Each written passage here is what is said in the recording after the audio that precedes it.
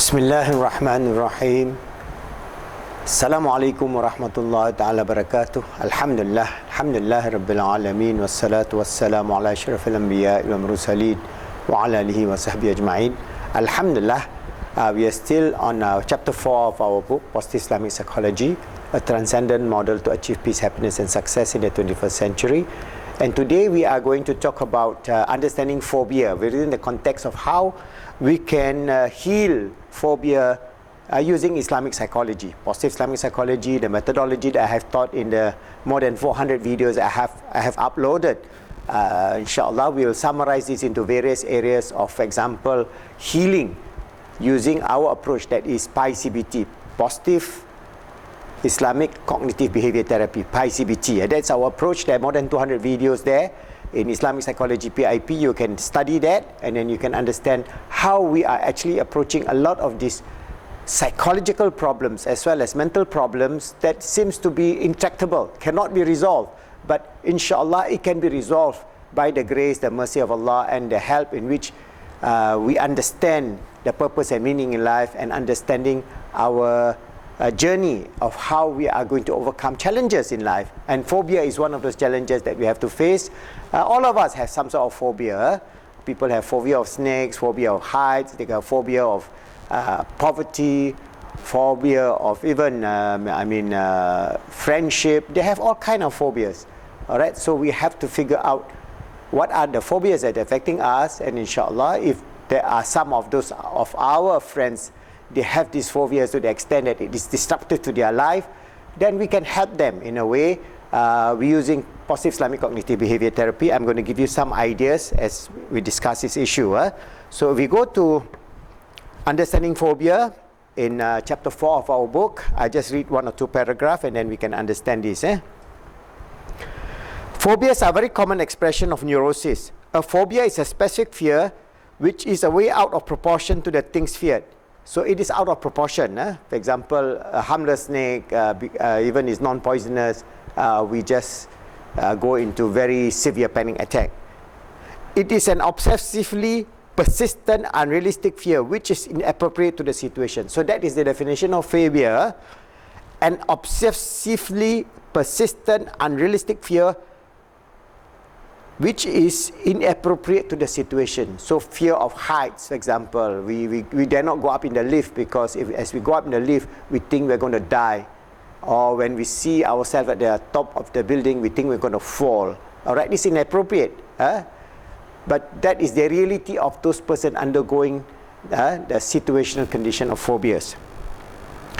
There are a number of well-known phobias, but there are many others that's not well-known. Theoretically, the list of phobia will be as long as the list of all things which exist. That means anything and everything can be a phobia for a person. If they have a very bad experience with cats, then it will be a phobia of cats. If they have very bad experience with dogs, it will be dogs. If they have very bad experience of even, for example, something that we do not know, bacterial infection, then they become very obsessive, OCD in terms of cleaning themselves and so on. So anything that exists can be a phobia.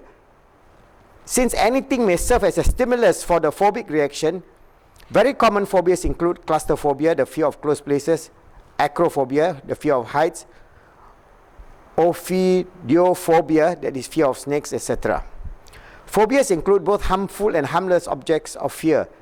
It isn't the fear which makes a phobia, as phobias only include fear beyond what is normal for the situation. A person unfamiliar with snakes might have what we call a valid fear of or a healthy respect for fears. That may keep that person from indiscriminately handling snakes, some of which may be poisonous. An unrealistic fear might be expressed by the person who screams, cries and become hysterical in the presence of a snake. So they just cry and scream and jump on a table and so on. So that is a phobic attack. I think phobia will be a good expression of mental illnesses to explore further. Some of the factors affecting the development and treatment of phobia, which are relatively simple form of mental illness, have importance to the development and treatment of mental illness in general. By understanding this, the simple, we'll be able to understand the complex.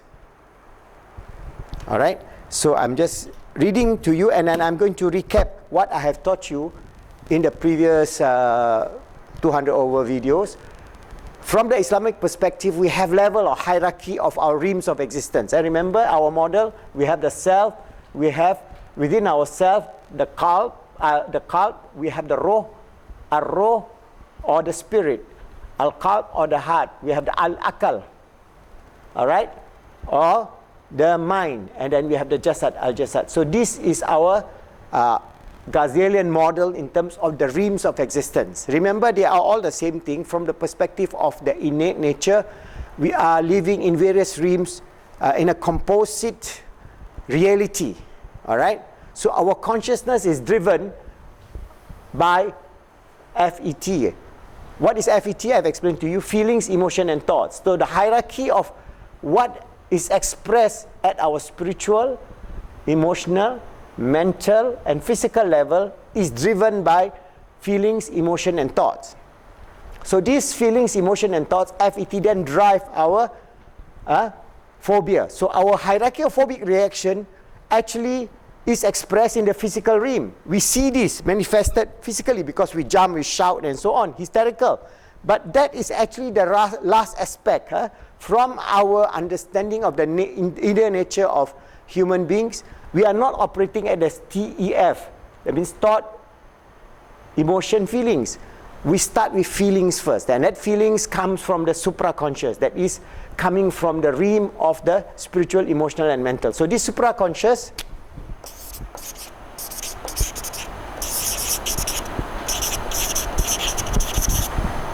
that is manifesting our FET in terms of the spiritual, emotional and mental existence also can be the manifestation of how we are affected by phobia. So we are normally affected, phobia is normally affected by both the conscious and the subconscious mind. That means the conscious and the subcon.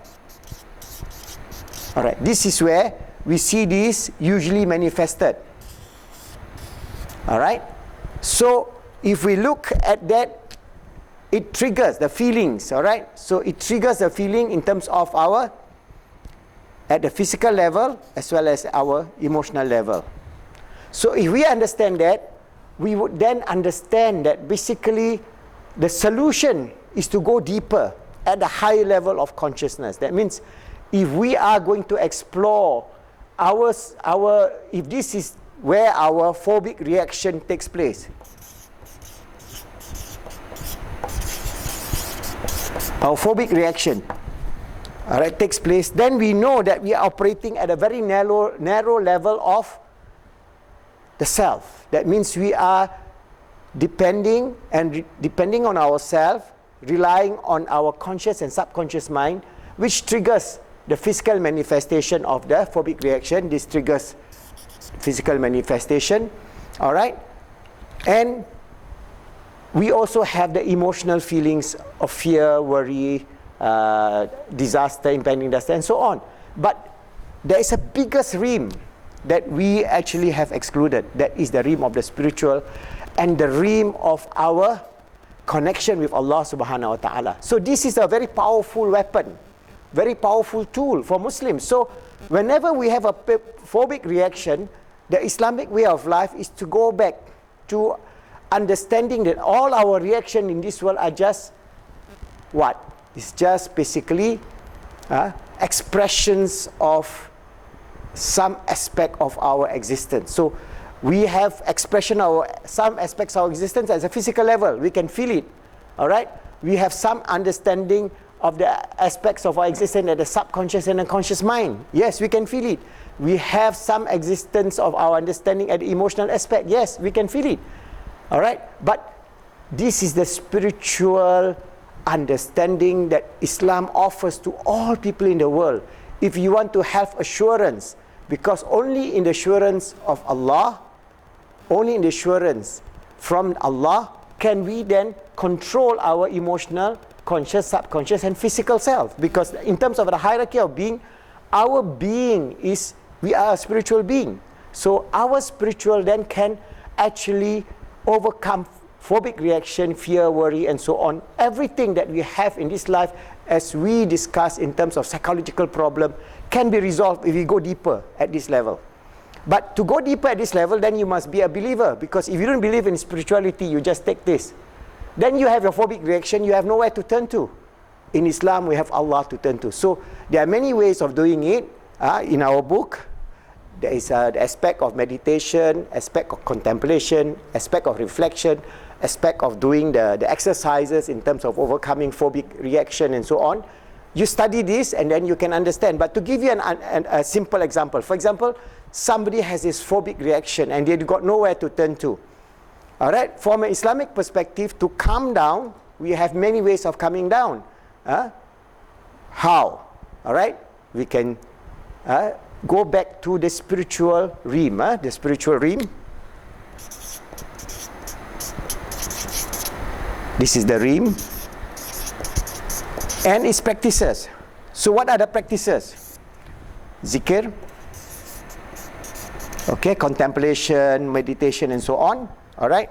And one of the easiest way is for us to use Asmaul Husna. Alright.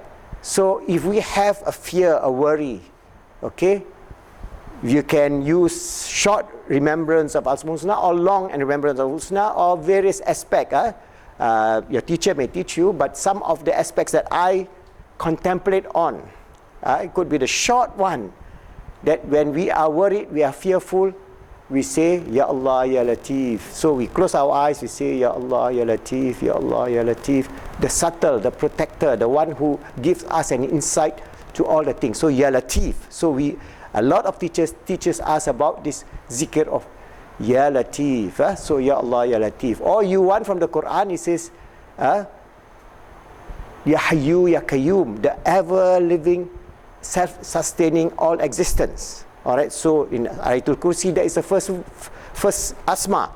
Allahu la ilaha illa huwal hayyul qayyum. So what do? You say, Ya Allah, Ya Hayyu, Ya Qayyum. And then after a while you say, Ya Allah, remove this phobia from me. So what do? You close your eyes, or you just open your eyes, or you just say, Ya Allah, Ya Hayyu, Ya Qayyum. Ya Allah, Ya Hayyu, Ya Qayyum.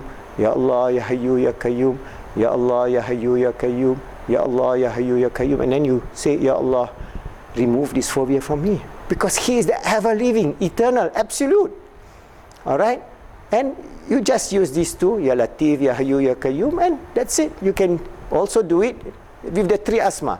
Ya Allah, Ya Hayyu, Ya Latif, Ya Hayyu, Ya Qayyum. And repeat it until your phobic reaction becomes closer and closer. And when you know that you are depending on Allah Subhanahu wa Ta'ala Azza wa Jalla, then all these things is actually nothing. But to reach that level of certainty, you must have certitude in terms of Iman. Alright? And that is the problem of modern men. They have no certitude of Iman. If you don't have certitude of Iman, you're just calling names only. But if you have no understanding of the absoluteness of the eternalness and the ever-livingness of Allah and the ever-subtleness of Allah Subhanahu wa Ta'ala in helping you out of your phobia, then it is just a name. But it is still, there are the secrets of names. Alright? When you, even though you may not have your full Iman, the full flowering of your reliance on Allah, you begin this. And when you find that your phobic reaction gets lower and lower and lower, then inshallah, over time, your hierarchy of phobia, then you tackle it from the spiritual level, then your emotional level, the conscious and subconscious, and then the physical level. And when you are able to do that, using what I have taught you, the feelings, emotion, and thought cycle within Islamic psychology, and understanding this Ghazali model of the four realms of our existence, we can put them together and have a wonderful approach to solving all problems of phobia, especially for Muslims who believe in Allah, and using the Asmaul Husna, which is very simple, only very short letters you can memorize within 1 minute. Remember, Ya Latif, Ya Allah, Ya Latif. Just that. Ya Allah, Ya Latif, Ya Allah, Ya Latif. Or the three asma, Ya Allah, Ya Hayyu, Ya Qayyum, Ya Hayyu, Ya Qayyum, Ya Hayyu, Ya Qayyum, Ya Allah, Ya Latif, Ya Hayyu, Ya Qayyum. You can pick 3 names, 2 names, but not too long. And try to breathe in. Ya Allah, Ya Hayyu, Ya Qayyum, Ya Latif. Breathe out, breathe in. Ya Allah, Ya Hayyu, Ya Qayyum, Ya Latif. Slowly. Ya Allah, Ya Hayyu, Ya Qayyum, Ya Latif. Breathe in. Ya Allah, Ya Hayyu, Ya Qayyum. So when you have that phobic attack, you counteract that phobic attack with Asmaul Husna. And this is a very simple method, inshallah, for those of you are having phobia, worry, fear, irrational things. Go back to this very simple approach. And maybe some other teachers may give you other Asmaul Husna you can use, because as I said, Allah has blessed us with 99 names, beautiful names that we can use. Some of these things are what I understand and what is given by my teachers, so I can even explain to you in certain manners. But sometimes some of you, you may want to have a longer zikir. Okay, if you have a longer zikir, I can recommend to you, again, starting with Allah, Allahu la ilaha illa huwal hayyul qayyum, ya hayyu ya qayyum. So, ya Allah, ya hayyu ya qayyum, la ilaha illa anta subhanaka inni kuntu minaz zalimin. It's a bit long. Ya Allah, ya hayyu ya qayyum, la ilaha illa anta subhanaka inni kuntu minaz zalimin. So I have wronged myself. We acknowledge our wrongness and seek to overcome whatever problems that we have in life. So there are many approaches. Remember, these are things that you can understand within the perspective of spiritual healing, of anything and everything in the world. Whatever you desire, Allah will give you. Inshallah, if you understand that we have tawakkal on Allah, we have Allah as our helper and protector, we have Allah to overcome all our psychological problems and challenges in life, but the whole process must come about with the increase of iman, taqwa, and our sense of reliance and submission to Allah. Inshallah, always striving, understanding that we are His servant, His sincere servant, and His Khalifa on this earth, a wonderful role that He has given us. Always try and strive to make ourselves good, help others to be good, and make the world good, inshallah.